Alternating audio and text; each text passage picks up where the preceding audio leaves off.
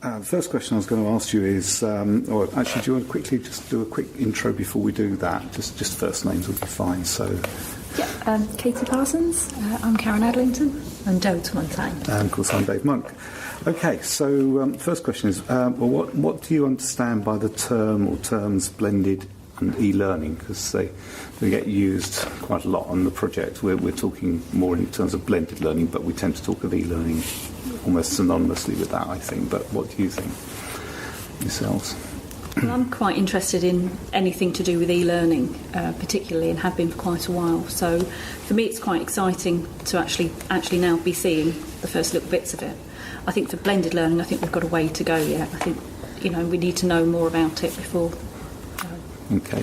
What do you sort of think blended learning is as such? Using every method to teach that we can, not just doing stand-up lectures at the front of the class and expecting everyone to pay attention for 2 hours, but actually doing everything. E-learning, activities, watching videos, making videos, a bit of absolutely everything. Okay. Anybody else got any thoughts or comments? Yeah, I agree with Karen. I think we've got a long way to go with blended learning. We're talking about maybe a possible channel for the college that learners can easily accessible to, obviously some sort of flipped learning involvement in that. But I don't think it's consistent here yet, and I think we need more support above to move that much quicker. That's very well. I think we're testing as we go along and we find new resources, and that's okay. But then I think my concern is that there's some departments that are just putting their heads down and buried their head in the sand and going, well, no one's challenged me yet. So, and I think, staff that are for it and quite happy to take risks in their classroom is fair play, but I think it needs to be forced a bit more in regards that we all should be doing it, because people like ourselves that go, yeah, we'll have a go, end up actually having more workload. There is a time component to this, and we have got to have the time. I think we need, as I said, like mentors and champions is a way forward for us to kind of spread the love a bit more and get staff more supported in moving on with blended learning and e-learning. Okay. Obviously the project is about how we're implementing blended learning, so everything you say and the experience we have through the project clearly has an impact or has a bearing on where we go institutionally, but not just institutionally, because the projects are designed to share that information and experience across the sector, both the college sector and other providers. So all the experiences you're having and sometimes the difficulties are important as well. So, what do you think the benefits of a blended or e-learning approach are? Anybody got any thoughts about that? So far from my experience and what the students are saying is that they can, obviously if we're lecturing quite detailed theory area that could take an hour or two, is that it can be recorded and learners can revise easier for those that struggle a bit more, or those that are ahead can just skip certain bits and don't necessarily need to hear the full impact of the delivery. So that has a benefit. Yeah, they can access their learning at any time, can't they? Anytime, anywhere. And I think it kind of calls onto attendance. So if anyone has not attended your particular demonstration of equipment, or we're doing Photoshop like we do, well, they can just look back onto the recording of the session. Massively helpful. Yeah. Okay. How about drawbacks and challenges in implementing this approach? You've already mentioned time as a factor. It's having the necessary things in place at the right time when you need them. Having access to the materials and the equipment, and things like swivel that's coming into college. Being able to use that on a regular basis when it's only just being tested, really. And also, things like the network issues. The chaps have made the network as good as it can possibly be, but it still probably needs to be better. So we are having a few little issues like that, but the technicians here have bent over backwards to support us, which is, crucial, absolutely. And you know, we do in every department have a few dinosaurs as well. It's not just the students; it's some of the staff. You know, Delta's already said about, you know, bringing people with us and trying to get people enthused. Some people it's not going to work. So we've got to have some sort of other strategies for dealing with those students and those staff that, you know, really don't want to come along the journey. I think you need to be mega organised and know exactly what you're going to do and how you're going to execute it, and with that the prep time is just immense. I'm finding, and just to make sure with the it new works. apps as well, knowing what the apps can actually do before we actually start trying to use them, which is why Katie and I are spending some time tomorrow putting some stuff together. But yeah, we do need more development in what's out there. Yeah, better infrastructure. So when we're doing activities based on the e-learning, if I plan a half an hour activity, it's nice that it works. It takes you 5 hours to plan. No, I can understand that, definitely. Okay, so on that basis, I suppose you've partly answered this question, but how well prepared do you each feel to deliver using a blended learning approach now? We are getting there. I mean, Katie and I are going to be working together tomorrow to put something together so we could deliver it without us being there, which is one of the things that we want to get set up, because we deliver between us 8 times the same lesson in a week. So that's hopefully going to cut our time down a little bit. But it's experimenting at the moment, so we're still in the early stages. So do I feel confident yet? No, not quite, but I'm more confident than I was. There's a lot of suck it and see. Yeah. So kind of give it a go and see how it works in the classroom. And already I've kind of ran it with one session, one group, and they've taken to it really well. And then another group is just falling really. So it's just... Is that similar for you? Yeah, I think it's a matter of being open to it to the students as well, and say you are the pilot, and it's about we're doing an experiment on you and making them feel special, and actually asking them for some suggestions of how maybe they're experiencing e-learning in school, because a lot of the kids now are coming through with that experience, probably more experienced than we are, and he's asking them to share that. So we do a recommendation of app of the week. And then I just ask the IT guys, can you install that onto the apps, because they've suggested this or they've used that before, and that allows them to feel, oh, I've used this in school, I know what I'm doing. So, and then I'm learning through that journey, not just, you know, observing them through the journey, but they're kind of observing me, how I'm adapting to it all. Okay, that's good. What do you think then that our managers and governors need to understand about the implementation of blended learning? That's a big question, but one that's important. Yeah, it comes down to time again. Just give us the time to get our heads around it, and to, you know, give us time to actually prepare stuff. It's very, very difficult when term starts as soon as you're back, and you've had no time to I mean, for me, to work with Katie, so we can actually, you know, put our heads together and actually come up with something together. Otherwise, I'm preparing stuff and I'm just throwing it at Katie, or the other way around. So, you know, just be aware that we need the time. And any other resources? I think managers, I get the impression they're just waiting to see what we come up with. They're not expertise, they are waiting to see that we drive it forward, and they're very keen to see energy from us, and they trust us in that sense. So when I sort of came in with the Padlet, and I was like, okay, I've been using it for years, and Kelly Edwards, oh my God, this is going to change everything. And I was like, all right, calm down, you know, sort of thing. But I realised how the college needed that push forward, and we did some sessions, and people turned up and seemed keen, you know, and I think you can feel that they want us to do that, and leaving us to it, and hope for the best, that we'll come up with a turning point for the college. I think we are all innovators as well. People that be involved in it. We want to move things forward, and I think the managers need to appreciate that as well. Yeah, I think they do. I think so many times I've gone to Karen or Louise, like managers to that point, and said, "Oh, would you be okay if I try this?" And they're like, "Yeah, go for it."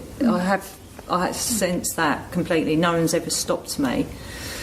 I know when I first introduced Padlet, like online, the staff nearly fell off the chair and said, "What? No paper?" You know. So I loved it. And I said, "Yeah, no paper." I couldn't believe how much paper was just around us. So And it was a matter of trust, and I said to Kelly, let me try it with one group and see how it goes. And then when they went to Kelly and said, oh my God, like, why are we not doing this? They're telling Kelly off that this needs to happen. So she knew the pressure was there with the learners. So, but with governors, my experience when we did the SAR in front of the governors, it kind of went over their heads really. But Right. I think they had that trust in us that we were driving it forward, and we got the energy, and we would do anything possible to change. So really, I suppose to summarise that point, the governors and managers, if are sort of trusting practitioners and sort of the assistant academy managers sort of level to do driving this forward, but surely. There are other aspects to do with the sort of way managers and governors manage the resources in the college, and we talked about staff who were reluctant to change. How do you think they're going to deal with that? Any suggestions or ideas? I don't think you can run before you can walk. I think we've got to do things slowly. So, like the development session that Delta did on Padlet, a few people who'd never touched that sort of thing before got to know it, and then it spreads and it spreads. But I think it's a slow process, and we do have some people in our team, Katie and I, who don't use IT at all, and it's just going to take time. But to have some teachers teaching in the traditional style, and to have some teachers teaching, completely innovative with the use of apps and different devices and things like that. That's fine, that's a balance still, and that's part of what blended learning should be about. There should still be a little bit of the traditional. I think we're doing more than the 10%, the two teams that are represented here today. Definitely more than 10%, probably more like 33 for us, definitely. But you can't expect that they're going to throw away all their paper and go over to new tech tomorrow. It's not going to happen. I think it needs to be a bit of a slower process for the rest of the college than it was for us, possibly, because I think we seem to go from 0 to 60 in half a day, which is fast. That is fast. So, I mean, in all honesty, and this is the background with VELTAG, we all have to be able to go from 0 to 60 in a very, very sharp time, that we don't have perhaps that luxury of that length of time. How would that work, do you think, given that we've got that pressure with funding attached to it now? I think maybe possibly managers need to be more involved and observe that. Maybe it's part of the condition of the lesson observation process that the observers expect to see evidence of e-learning as part of the assessment, because if Ofsted come in, I'm sure they want to see that in the observation.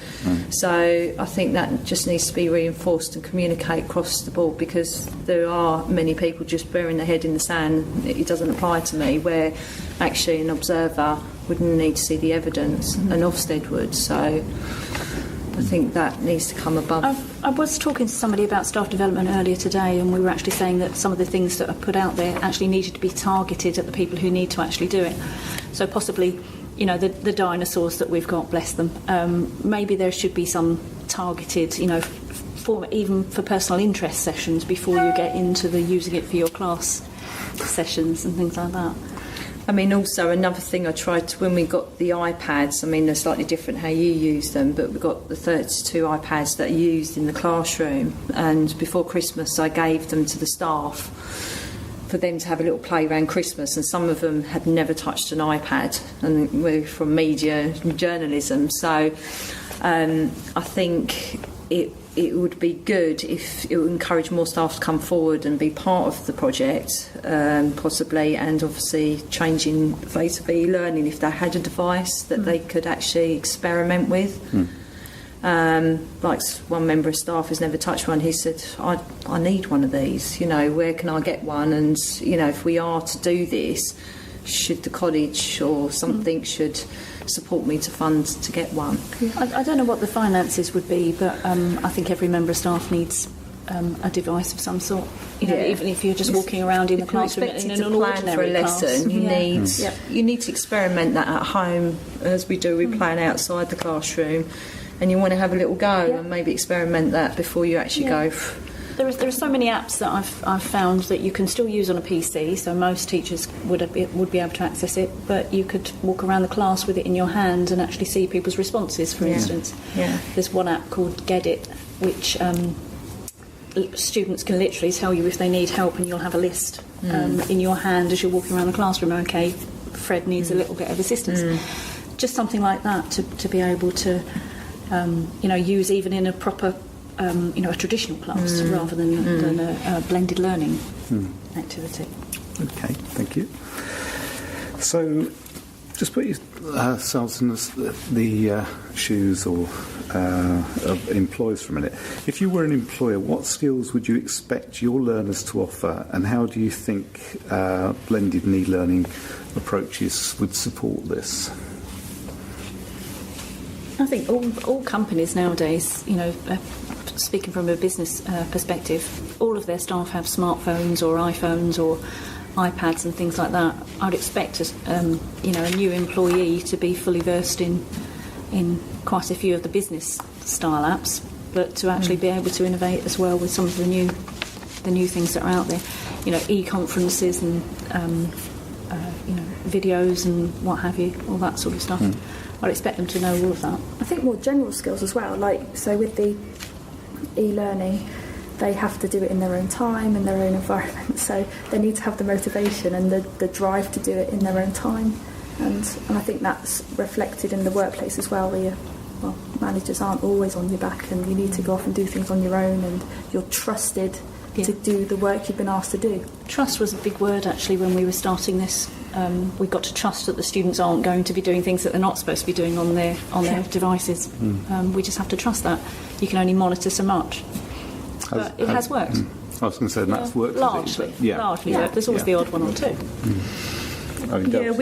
We've started the social media in apprenticeship, so we've got a student that actually works with marketing at the moment. So we're experimenting different things like social media, particularly is one of the modules. So from her experience, what sort of social media she's using and how we can integrate that within our learners and the college, like use of Twitter, YouTube channel, Facebook, and how that information can be communicated easier through mobile devices, because obviously we're talking about use of mobiles and students all have a mobile, and it's quite interesting to hear what she has to say, because that's part of her job, her role in marketing, because she's going to market the courses, but also marketing different ways of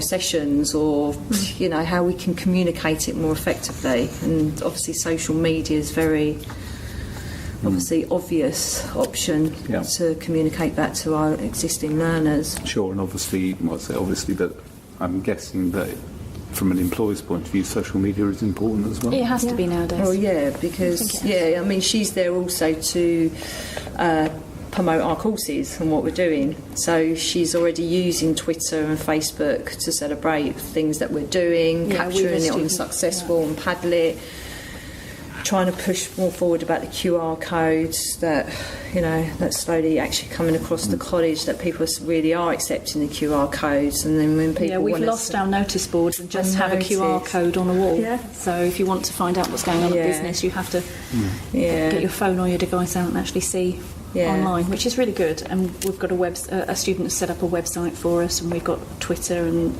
an email account, all that sort of stuff that people can use. So that's really, really quite positive and being driven forward by a student, which is rather nice. So it did take you a while to actually realise to do the QR, you don't just take a photo of it, you actually have to get a QR reader. Probably going like that. So I mean that's something that I think you need everyone on board on that, and it needs to be consistent. And if we can have a QR code for every single department in this college, then the prospectus can be more virtual and realistic, and students can actually say, oh look, that's what they do in their class, and this is what the students are really saying, rather than reading a very boring prospectus. Linking to videos rather than to dry text. Have a little look at the department rather than read about the department. Have a look at students on the course. So there has been, I don't know if you know, there's a job board up in marketing. So basically there's a job going to come out released to students about painting, actually physically doing stencil painting QR codes to every department in the college, which is fantastic, on their walls. Oh, right. So rather than bits of paper and handing out things, it's actually going to be, you know, scanned onto the walls. I was going to say, you'd still have to scan it from somewhere, wouldn't you? Yeah, but you need to do a stencil, cut out all the parts of the QR code. Oh, right, I'm with you, and then yes. it's painted, and then obviously it's always there, Smashing. which is a new way forward, really. And that will link to... The actual success, like their To the wall, Padlet wall. to the Padlet wall of your department, anything. Notice boards. Yeah. We have a success wall, so in the open days we like people to have a look at why we're so great, and they can see all the great things that is happening within our area, like classes and photo shoots that they have done. And just going back to the employer again, presumably, are you expecting the students will be able to take those QR codes with them so that they can share them with an employer if it's got their own work? Our manager actually wants students to have their own business cards with QR codes and things on them. So a QR code that takes you to your CV and things like that, as well Online as portfolios, online portfolios. Absolutely. This is where I studied my course. Have all those sorts of things on just a business card. Yeah. You know, make it much more interactive. Moo.com. Sorry. Moo.com. Okay. Recommendation. All right, have a look at that later. Okay. So, I mean, you've all talked about using mobile devices, but how confident do you feel yourselves about using mobile devices, tablets, smartphones, that sort of thing? I'm geeky, techie, nerdy. I'm absolutely fine with everything. So, but I've come from an IT background, so that's fine. Yeah. I think the great thing with them is that you can just keep trying, and you can't really break them. Well, I haven't so far. So. Excellent.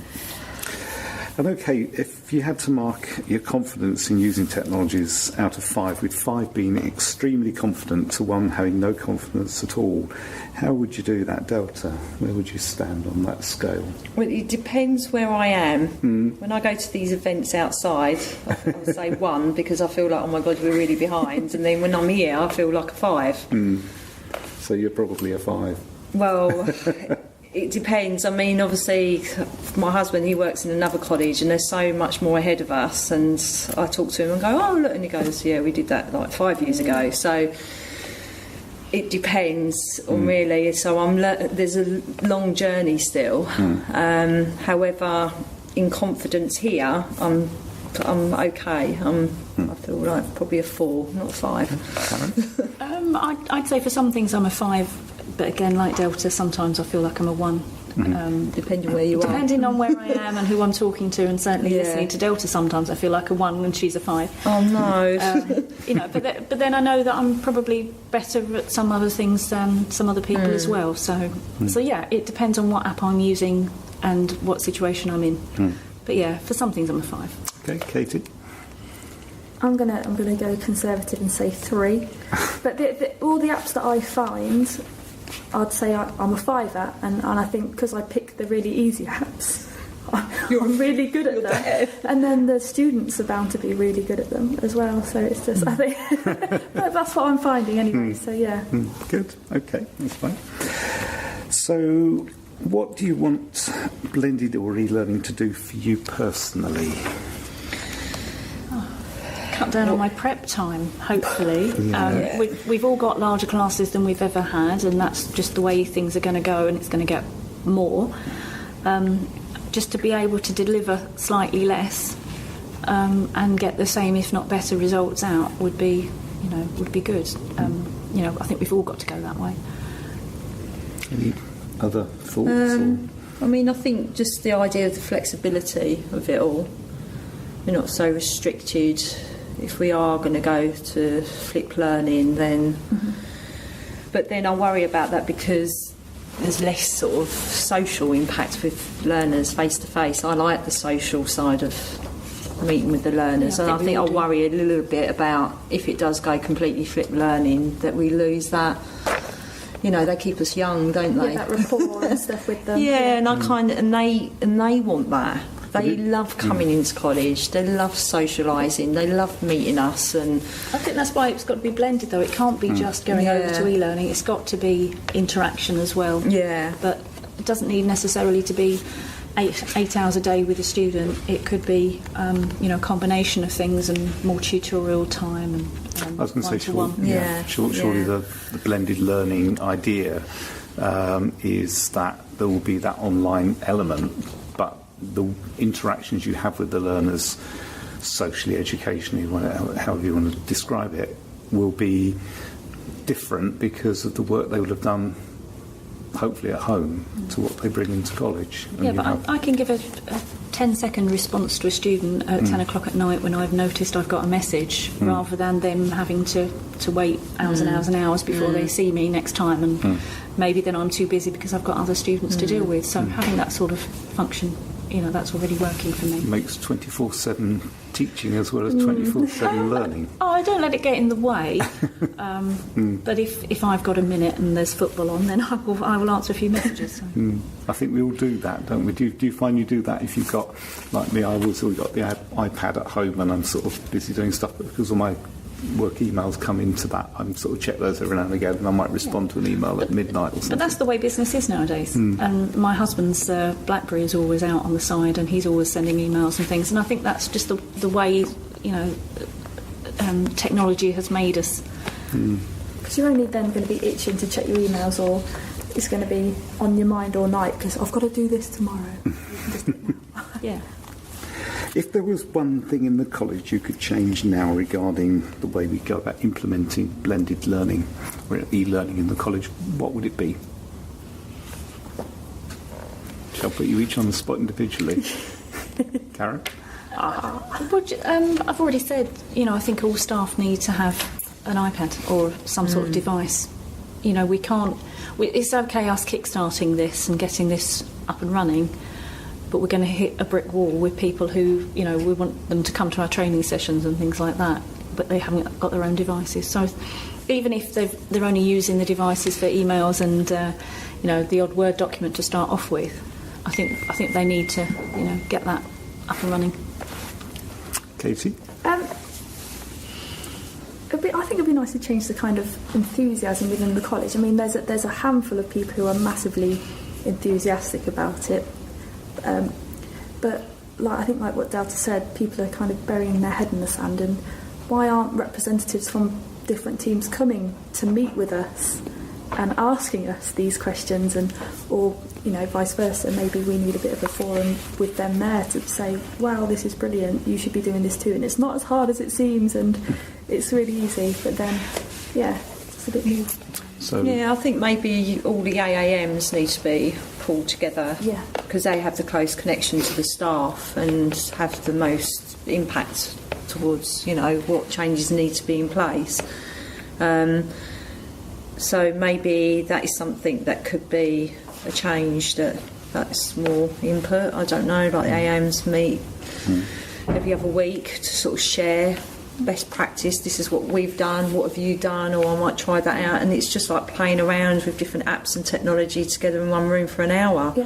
And we're visual learners, so I'd love to see, I'm sure these two lovely people are doing lovely things that I don't know and I'm doing, and we're just next door, but we're not actually in a room to play around with that. And maybe staff development days is a bit more interactive. Like we did one with the Padlet, and it was staff development, and there was like 30 people in one room, but we actually got our students to facilitate it, and people came out going, actually, I've made something, I created like a website, or I've done this and I've done that.